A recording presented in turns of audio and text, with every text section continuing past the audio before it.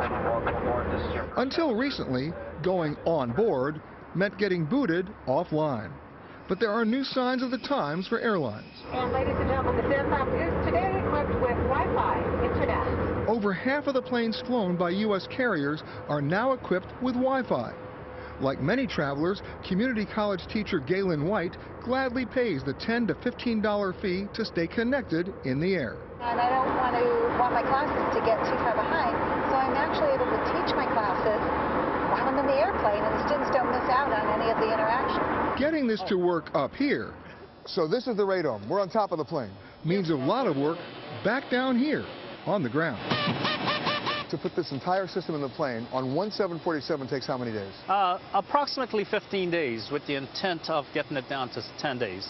So to put a plane on the ground for 15 days to do this is taking it out of revenue service. That is a significant investment on the part of United to put the system in. Absolutely it is. Anytime an airplane sits on the ground, it's not making us any revenue. It can cost upwards of $200,000 to install a Wi-Fi system on a single plane. But United and other airlines hope to recoup that with new high-speed satellite-based service. Unlike previous systems, these connect passengers via satellites in Earth's orbit instead of stations on the ground. And that means service is now available on overseas flights. This is cargo, right? This is the cargo compartment. United Operations Manager Kosh Haranoff gets it all installed, from the power supply in the belly of the beast These are all actual components for the Wi-Fi system itself. to the central server hidden above the main cabin, So the wire run continues the length of the aircraft. Wow. to the oval-shaped dome on the roof, where the whole system talks to satellites high above. The entire aircraft is powered with this unit right here once it locks into the satellite. This is extreme plane makeover. It is, absolutely, and something that the passengers will not be able to see. When you're working on your Wi-Fi on the ground and you get one of those inevitable dead spots, it's not a big problem. Why? You can stand up, walk around till you find a better signal. But you can't do that at 35,000 feet. And that's been the challenge for the engineers here, to make sure you get the Wi-Fi when you want it and where you want it throughout the entire aircraft.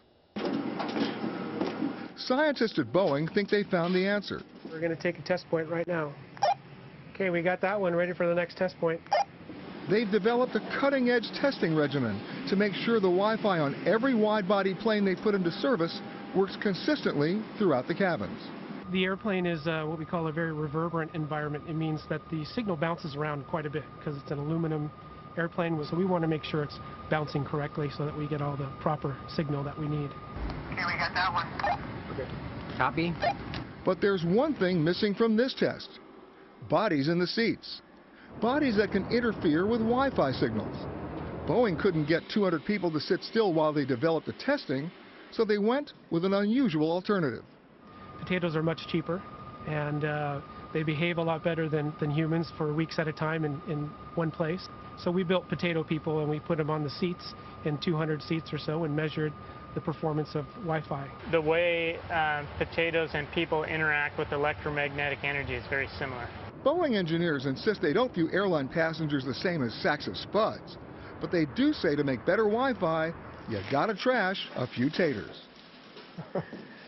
Nothing like a well-behaved baked potato, I always say, Peter. That's how I feel on the plane most of the time, like a sack of potatoes. Exactly. I was on a flight yesterday, no Wi-Fi, and I was bummed at first, and I thought, well, okay, I could do something else. But people love their connectivity, and they want their options, and this is what's going to give it to them. So how soon will this happen? Well, United's already equipped 20 of their planes this way. By the end of this year, 300 will be equipped and ready to go.